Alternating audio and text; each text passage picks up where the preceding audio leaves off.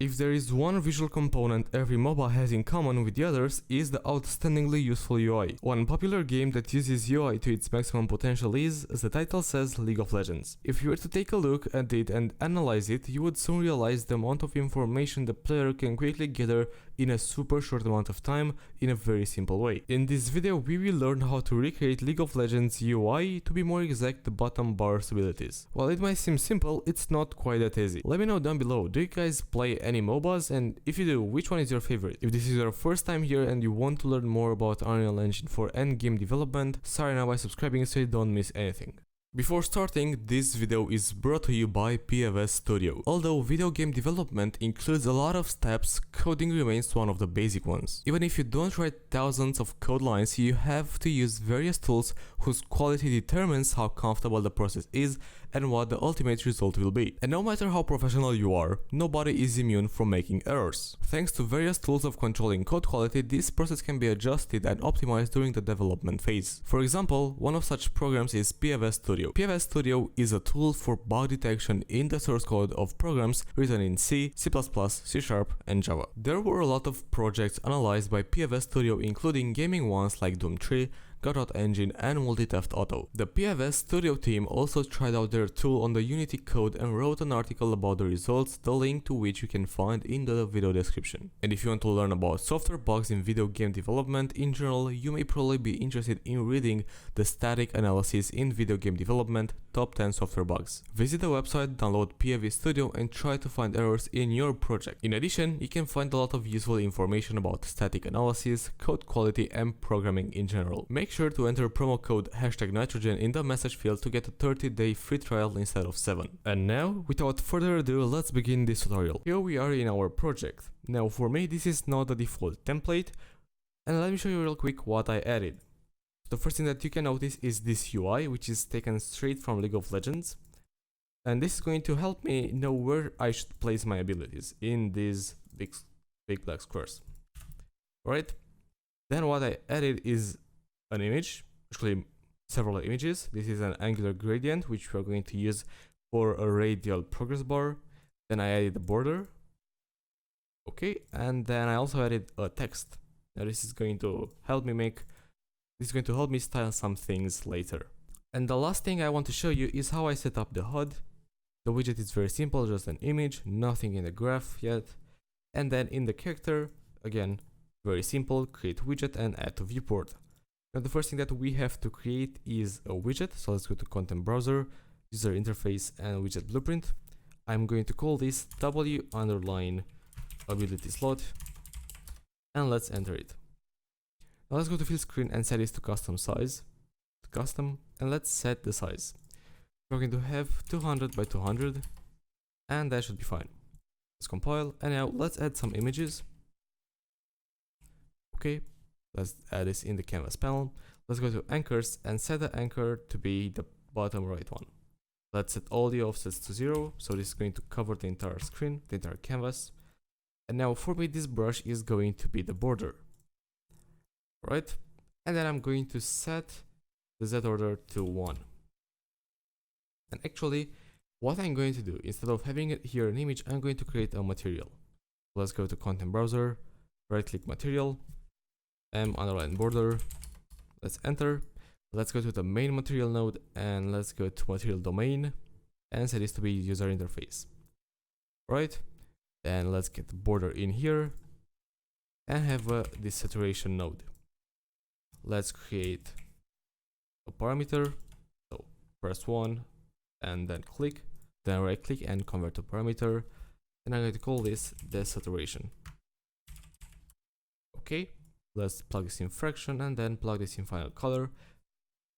But then we also have to go to blend mode and set this to masked. And in mask, what I'm going to plug in is the bottom pane of the image, which is the alpha. And now we're going to have this border. Now, why are we going to have the desaturation node, but we don't desaturate anything? That is because later, when we will be able to use the abilities, I will want to make this black and white. I don't want it to have any color when we cannot use the ability. Let's apply, let's close this down, let's make sure it is selected, and then let's click on this arrow on image. Now You can see nothing changed, but this now here is the material. Let's compile and let's create another image. Alright, let's set the anchors once again, same anchors, same offsets. And this time here, this is going to be the image that is going to represent the ability. So for now, by default, I'm going to choose an image that is going to suit the ability slot. So I'm going to go to craft resources icons, which is a pack that I added into the project. But you can use whatever icons you have, it doesn't matter at all. And I'm going to choose a random one and plug this in here just so I can see how this looks so far. So far so good, everything is fine. But there are still some elements missing, such as an arrow that is going to indicate when we can level up, the circular progress bar, and an indicator of how many levels we have left to upgrade. The next thing that we are going to create is a circular progress bar. But mine is already created. That is because I'm not very good when it comes to explaining materials. So I'm going to leave in the description of this video a link to an explanation from Matthew Wedstein of why this is working as it is. One thing that you should know is that you have to use this angular gradient. That is because this has the right values. Well, clearly it's not perfect, because if I'm going to have the progress 0.5, you can still see here that it has a little bit more blue to the right. And if this is 1, it is going to have a little bit more black left here. But we can fix this through blueprints, so that's not a reason not to use this one. Okay, I'm going to close this down and this one as well. And I'm going to add a new image here. And make sure that this is below image 1, which is this one. Set the anchors to set the same anchor, the bottom right, and the offsets to 0. And the reason that we will set this below image 1 is because we want this to be above the image. Okay, in image, let's set the material. And then for opacity, let's set this to 0.9. Now don't worry about this blue part, we're going to fix that in the blueprint part. Right, let's add the text. I'm going to set the anchor in the middle and the font family to the one that I imported. Now let's see the position and the size. For X, this is going to be -25, and for Y, this is going to be -17. 17.8, that should work. Then for size X, this is going to be 50. And then for size Y, this is going to be 28.8. Right, then let's go to justification and set this to on middle. And now, just to see how this looks, let's set the text to, let's say, 5. Now, it doesn't look bad, but we can make this even better by having an outline. Let's give this an outline of 1 pixel. I think that's fine. Maybe you can try 2, let's see how that looks. No, I think 2 is too much. So let's leave this at 1. Okay, now let's add a button. Okay, and for this one we are also going to need to have a custom image, which I'll already have here, this one, which represents an arrow. Now let's go to the button, set the anchors to be the top right, and now let's see the offsets and positions. So for the offset left, this is going to be 0, the position Y, -60, alright, and then for size Y, 60. So now you can see that this kind of fits the entire thing here. And then for offset right, this is going to be 0 as well. So it fits the entire canvas. Now for the style, let's go to normal, hovered and pressed, and set the image. Alright. And then also for margin, let's set this to be 0. We don't need to have any margins, so this looks better. Alright. Now I know that this still looks weird, but it is going to get fixed later, and if not, we can come with this and fix it later anyway. Okay, then let's go to Tint for on hovered and set this to a darker color. That should be fine. Let's compile, and now we still have to add some things. Let's get the horizontal box, put this in here, and now let's see what we have to do with this one. The anchors are going to be this one right here. So it's basically the opposite of the button. Okay, and now let's see the values.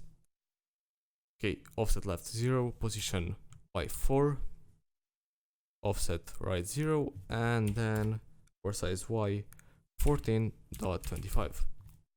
So I can clearly see how it fits in here. It fits on the entire bottom side, and then it's just a little bit down below the image, down below the entire canvas.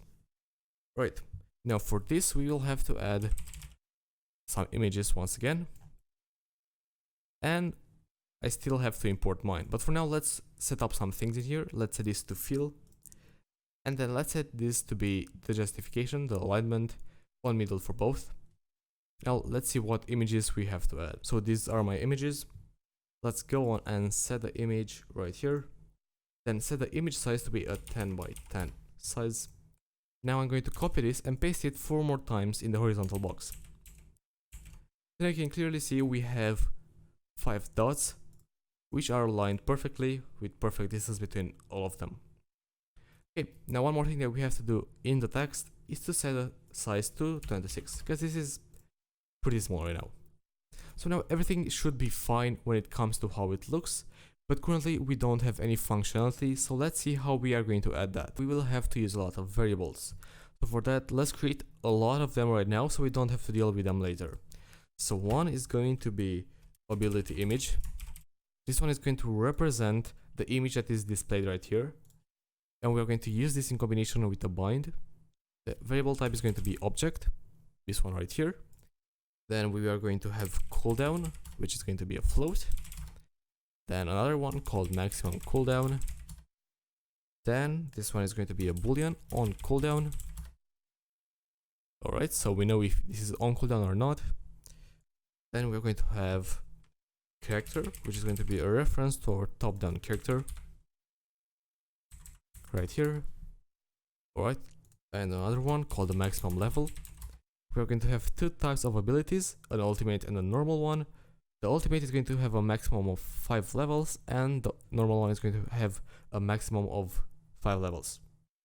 I think I said 5 on ultimate as well, I meant 3. So 3 and 5. And then level, which is going to represent the current level. And then a boolean called ultimate. A boolean, and for this one we are going to expose it, so instance editable and expose on spawn.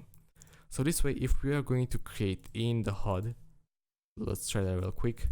If we're going to compile this, go in HUD and get a W ability slot, you can see right here ultimate as a variable, and I can check and uncheck this. That's why we are going to do that.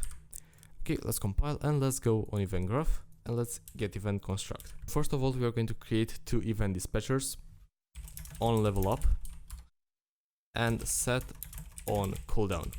If you don't know what dispatchers are, a very simple explanation is that you can assign events to them. If you can bind them, so we can have here an event, and you can also call these right here through a call node, which are going to call these events. There's going to be a video down in the description which is going to lead you to a video that is going to explain exactly what dispatchers are. Alright, let's plug this in. We're not yet going to set the event. Let's bind the other one as well. Not call bind. Okay. Then let's get the circular progress bar. Make sure it's an image. Make sure it's a variable. Alright, then let's also get the text. Okay, this one is not a variable. Alright, and let's set their visibility to hidden. Their visibility, and this one here as well, hidden. Alright, then after this, we are going to have here a sequence. And from then on, we are going to have a branch. The condition is going to be ultimate. And if this is true, we are going to set the maximum level to 3. And then, as I said, the other one to 5. Alright, but if this is going to be an ultimate, what we are going to do is to get 2 of these images, so image 7 and image 8, and we are going to remove this from parent. That is because we want to only have 3 slots available for level up. So remove from parent. Okay, and this one in here as well. Then for the then one, we are going to have a cast to the top-down character. So cast top-down character. Then get player character. And then from us, top-down character, set the character reference And that should be it. And still we're not yet going to set up these events. We still have something else to do, which is a lot simpler than this. So let's go to the circular progress bar. Actually, let's go to the image. Let's go to brush and let's create a bind. Alright, now let's go to return value, make slate brush, and let's expand this. Then for image, we are going to plug in there the button, not the button, the ability image. Okay, plug this in here. And then for tint, we are going to have a select node. Okay, now for the index, what we'll have is the level. We'll check if the level is bigger than 0. If this is false, we are going to make a slate color, and if this is true, we're going to make another one. For true, this is going to be white, and then for false, this is going to be a gray value. That means that if there's no level, there are no points invested into this skill, then it is going to be a little bit grayed out. Okay, now let's go to the text and create a binding for the text as well. So for this one, what we'll do is to see how many seconds left there are until we can reuse the ability. So we're going to have from return string, the return value to text from string. Actually, no, we're going to have to text from float. Okay, that's the one. Now let's get cooldown. We are going to floor this value, which means that we are going to round this to the largest integer, the closest largest integer. Okay, then let's add 1. Alright, and then we're going to make this into a float. Or actually, we might be able to do this to text integer. Yeah, there we go. That's a lot better. So the reason that we are doing this is because if let's say we have the cooldown on 4.7 seconds, then this is going to get rounded, floored to 4, and by adding 1 this is going to be 5. And then basically if we have any value between 4 and 5, 5 not being included and neither 4, then we are going to set this to be 5. And that goes for every number. So let's say if we have x and x minus 1, if the cooldown is between x and x minus 1, then the cooldown displayed on the ability is going to be x. It is going to be the upper value. Okay, now let's go to the button and let's go to visibility. Let's create a binding. And the reason that we're going to create a binding for this one is because we don't always want to display it. Okay, let's make here a switch, a select I mean. Okay, and in the index, what we'll have to do is to get a character, and we will have to create a variable which we currently don't have, but we are going to create it in a bit. For that, let's get level and max level, and let's check if level is bigger or equal to max level. Okay, and then have an n boolean. And as I said, we will need another variable from character, but we don't currently have that. So let's go into character and create it. This one is going to be called available skill points, and it is going to be an integer. Okay, let's go to the ability slot, get available skill points, and we'll check if this is bigger than 0. Alright, plug this in index. If it's false, this is hidden. If it's true, it is visible. Okay. Now let's create a function. And this one is going to be called update status. This one is going to be used for the, let's see, event graph. This one is going to be used for the on level up event. We are going to create that now. So for inputs, we will need an image. Image right here, this one. We are going to get brush. And we are also going to set brush. Let's split a struct pin, and we are going to plug everything in here except the image. Okay, and for the in-brush image, we are going to have a different image from this gray dot. I'm going to have a yellow dot, which means that this slot is now occupied, is level upped. Okay, don't plug this in here. Press on the arrow I mean. Okay, so now that we have this set up, it's finally time to set up the events. Okay, let's go to on level up since it's easier. We are going to drag from event, add event, and add custom event. I'm going to call this level up. Then I'm going to have a switch on integer. Okay, and we are going to switch based on the current level. Okay, now we're going to add 5 pins, and we're going to start the index from 1. Now we are going to go to functions, update status, and we are going to paste this in here 5 times for each pin. Okay, and just plug this in here, and don't worry for now about the image, we'll do that later.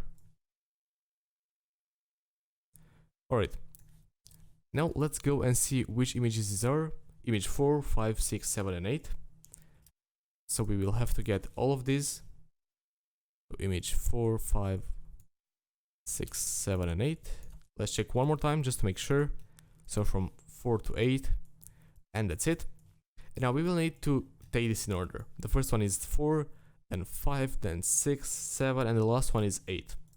So this is how we are going to plug this. Image 4 in the first, image 5 in the second, then 6 in the third, 7 in the 4, and 8 in the 5th. Now this looks kind of ugly, not gonna lie, but it doesn't really matter. Compile, and everything is done now. We have to set up the set on cooldown, which is a little bit more complex. Now make sure that you pay attention to what I'm going to do and what my explanations are, since this is a little bit harder.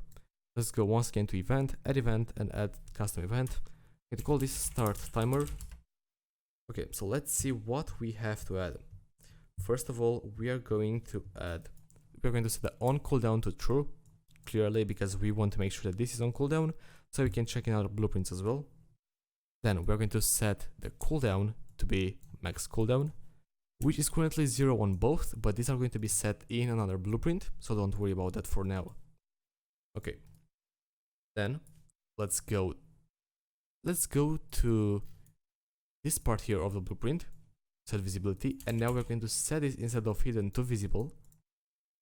Okay, because we want to be able to see the text and the circular progress bar. Right, then we're going to have here a set timer by function name, and we're going to promote the return value to a variable. I'm going to call this cooldown timer handle. Okay, and the function name is going to be cooldown timer. The time is going to be 0.02. I know this is a lot, and it is going to loop. I'm going to explain later the time. Okay. Then what else we have to do is to get the dynamic material of the circular progress bar. Let's get an image. Okay, then get dynamic material. And I'm going to set the scalar parameter value, which was, if I'm not mistaken, progress. Actually, no, I am not doing what I should be doing. This is going to be set later, not the image, not the circular progress bar image. We're going to get the border, and now we're going to set the desaturation node, this one right here, to be 1. Okay, so desaturation 1. Okay, now let's create a new function, a new custom event called cd timer, and now on this one is going to basically slowly subtract from the maximum value of the circular progress bar from the progress. Okay, so we are going to go back to the ability slot, to the graph, and we're going to get cooldown. We're going to subtract a very small value, 0.002, and then we're going to set cooldown back there.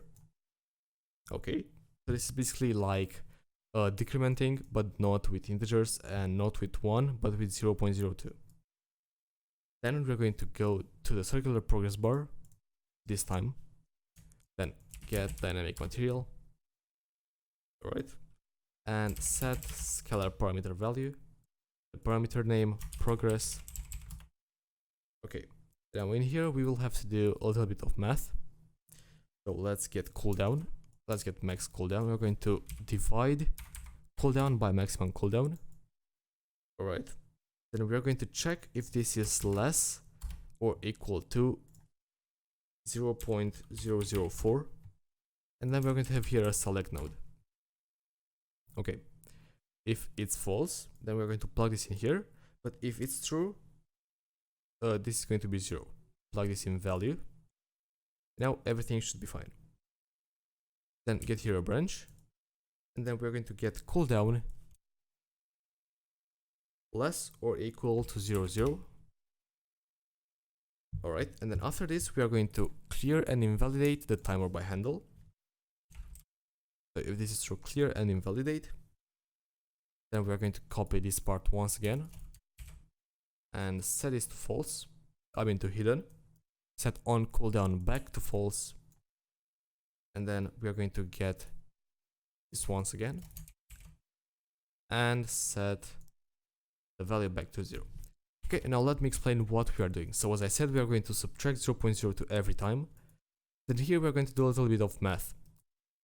Right. So the cooldown is going to get subtracted, which means that this is going to go from, let's say, 5. Let's put the maximum cooldown 5. It is going to be subtracted very slowly, but kind of in a quick way, as this is 0.02. So it happens a lot of time, many times in 1 second. Okay. So basically it subtracts 1 every second.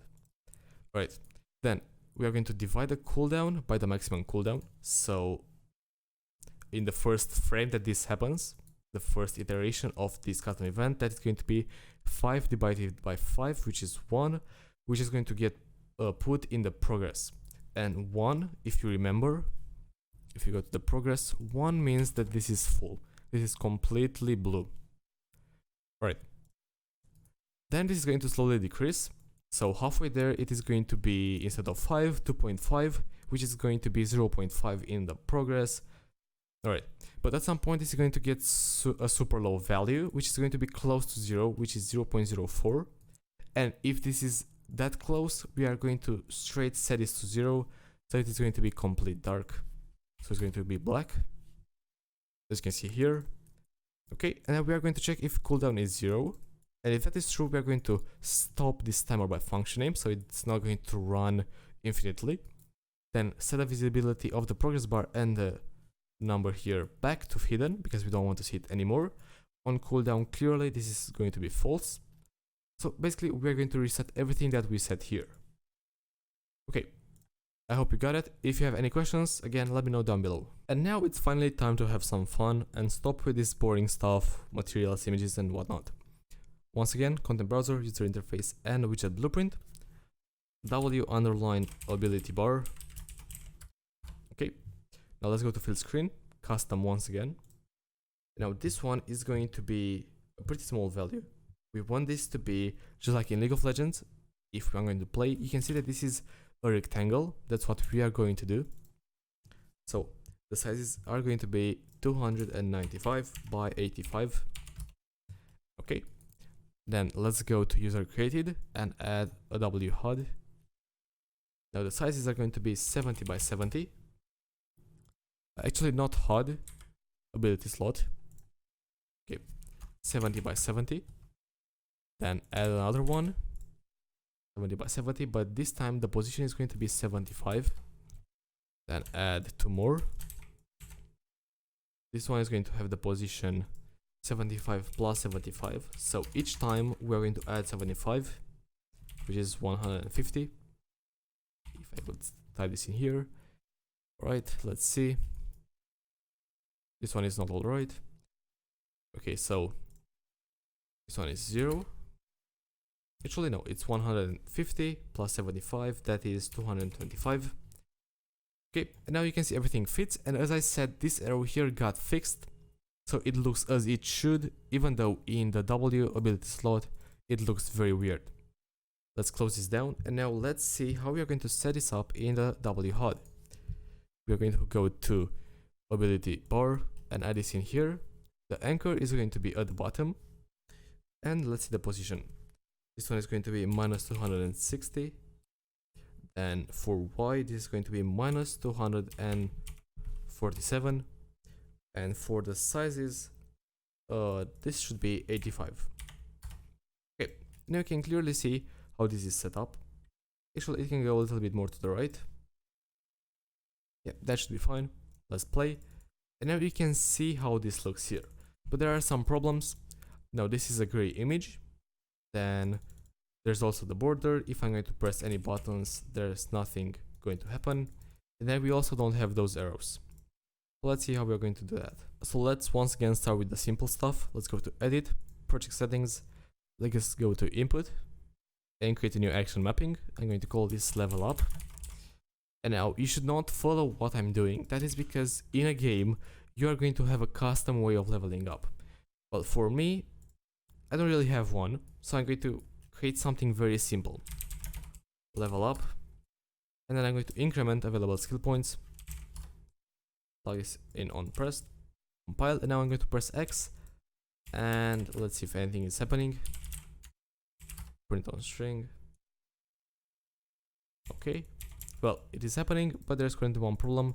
The arrow is not showing up. We're going to fix that later. But before doing that, we still have something to do here on begin play in the character. Let's get from whod ability bar, and let's promote this to a variable called ability bar. Very simple so far. Okay, plug this in here and this in here. Okay, now we're going to get here a for loop. From the flow control for loop, the first index is going to be 0, last index 3. That is because we have 4 abilities, and as you know, in blueprints, the index starts from 0, not from 1. If it started from 1, then we would have 1 and 4. Okay, now let's get the ability bar, and we will have to go back in it and name some stuff. I'm going to name this QAB, W underline AB from ability, EAB, and then RAB. Oh, and by the way, this is going to be an ultimate, so make sure to mark this as an ultimate. Okay, now I'm going to get Q ultimate, then I'm going to get W AB, then I'm going to get E underline AB, and then get R underline AB. Okay, now let's make an array with all of these and plug this in here. The order is very important, so make sure you got the same order as me. Then we're going to get here a get a copy, and then the index is going to be the one from for loop. Okay, now let's set max cooldown, and let's also set ability image. Not that one. Okay, let's see. Set ability image, this one. There we go. Okay, but we currently don't know how we want to set this up. So let's compile, close this down for now, as we don't need it anymore. At least for now. Let's right click in content browser and go to blueprints and go to structure. I'm going to call this struct underline ability. Now let's create 2 new variables. So we're going to have 2. This one is going to be an object. Okay, and this one is going to be a float. I'm going to call this AB underline image, and then the other one cooldown. Save, close this down now, back in the top down character, and we are going to create 3 new variables, which are going to be of type struct ability. There we go. This one is going to be called Q underline AB, and let's create 4 of those. This one is going to be called W underline AB, E underline AB, and R underline AB. We're going to copy this and get all of these in the same order as these ones. So make sure that you don't mess this up. It's a very important step, else this is not going to work for you. Okay, then once again we get a copy with the index, this one from the for loop. Then let's split the struct bin and set the image in here and the cooldown in here. Okay, now let's go here and let's extend this. And currently I'm going to set some images. Doesn't really matter what I set. Let's set the cooldown here 10. For W, say this one with a cooldown of 3 seconds. For E, we can choose this one, and this one is going to have 7 seconds, and the other one 120, and another image, maybe this one. Okay, let's compile and now let's play. And now you can see these images and how they are grayed out a little bit from the bind we did a little bit ago. And now there's one more thing that we have to see how to fix. The arrow is not working, and then we also want to see how we are going to bind these abilities. Okay, let's go to top-down character. Actually, let's go to HUD, and let's go to ability bar, and we will have to go to ability slot, and we will have to go to get visibility, and let's see what is wrong in here, because clearly something is wrong. We're going to print the string here and check this, see what is happening. So it's currently false, still false. I'm imagining this here is false and not this one, but you can still check this one to see. Now it's true, and now this one should be false. Yeah, as you can see, it is always false. Let's see what it is. The level, oh, the level should not be bigger. That's a very essential condition. Let's play, and now let's delete this one as well. Let's press X. Now we can see these arrows that are going to appear. And now clicking on them doesn't do anything.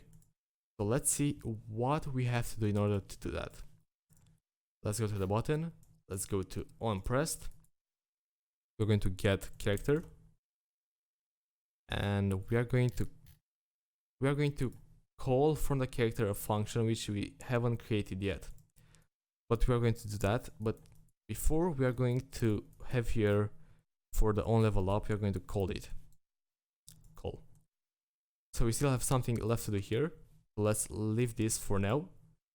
Don't close it down so we don't forget.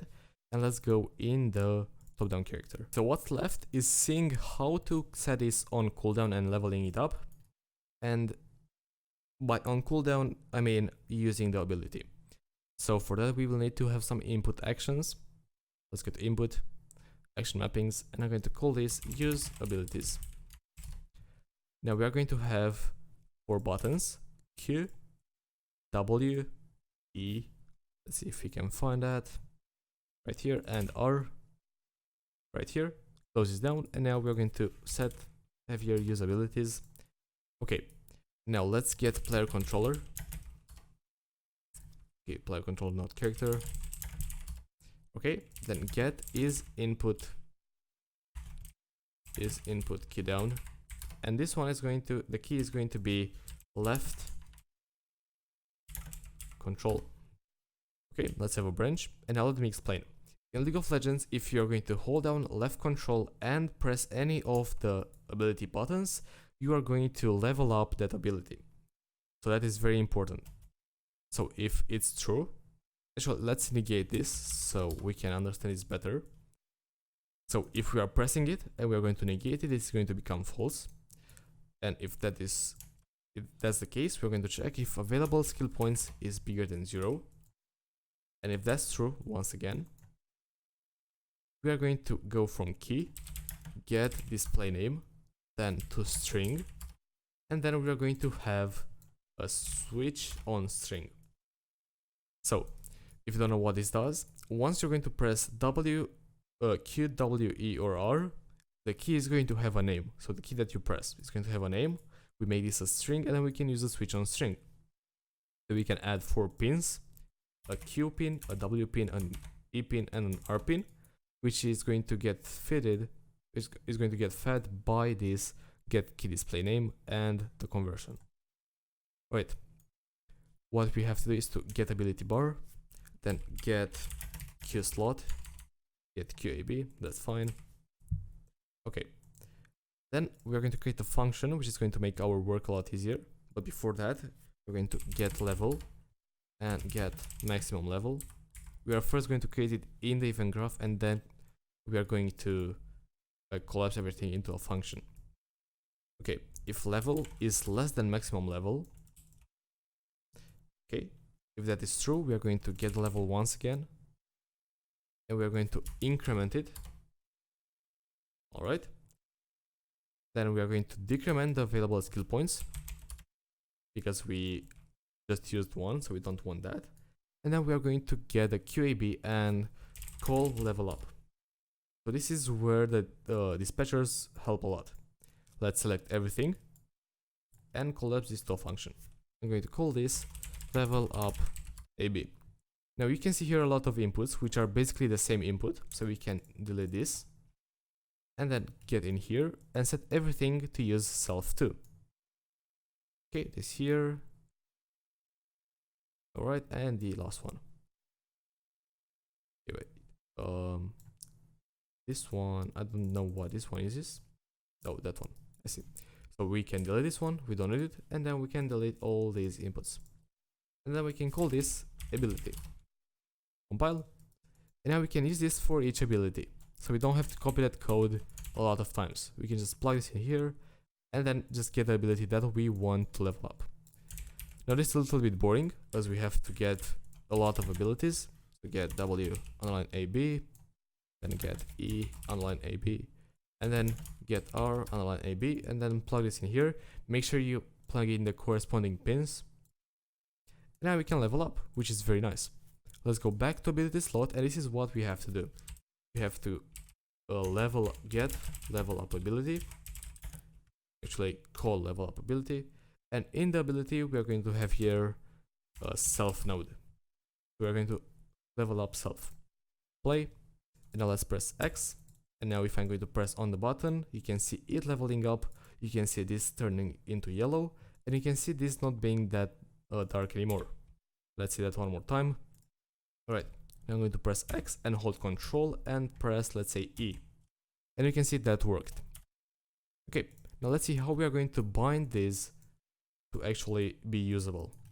We are going to get a switch on string, once again, with the same pins, and being fed by the same feed here from the string. And now we are going to have to create a function that is going to set on cooldown these abilities. So first let's get QAB, and we're going to get level. If this is different than 0, so we have a point put in the ability, then we're going to set this on cooldown. Actually, we're going to get on cooldown, and as long as this is false, so we didn't use it recently, then we're going to get a slot and call set on cooldown. Again, the dispatcher, very useful. Collapse to function, and I'm going to call this use AB. Once again, the same thing with the inputs. Make sure you only use the necessary inputs. This goes in here, and the last one, call set on cooldown. Now we can delete this and call this ability. Save, compile, and we have to go through the same process, but that is pretty much everything we have to do. Let's make sure we test this one more time after we finish with setting this up. Right, we can copy this one here and just plug them, and the pins as well.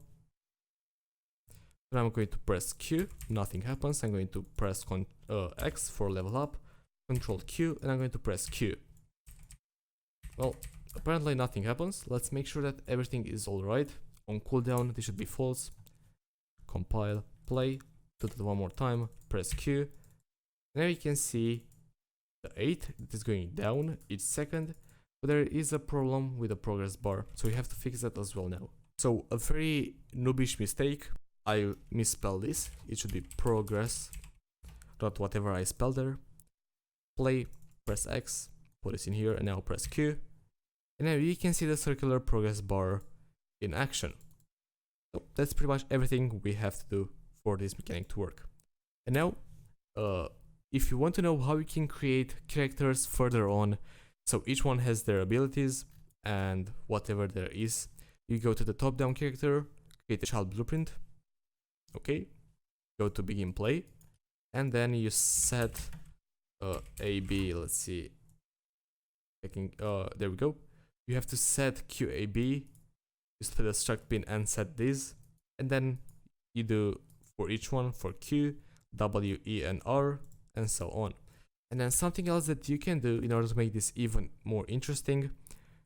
Something that I did not include in this tutorial is that once you level up, you actually gain some stats such as a lower cooldown, more damage, or whatever there is in your game. And that's everything that we have to do inside Unreal Engine 4. If you have any other questions regarding this video, let me know down below and I'll make sure to answer them. What you can do to make this UI even better is, of course, art and functional abilities and possibly some other upgrades on level up to the ability. Let me know down below, do you guys play any MOBAs, and if you do, which one is your favorite? If this is your first time here and you want to learn more about Unreal Engine 4 and game development, start now by subscribing so you don't miss anything.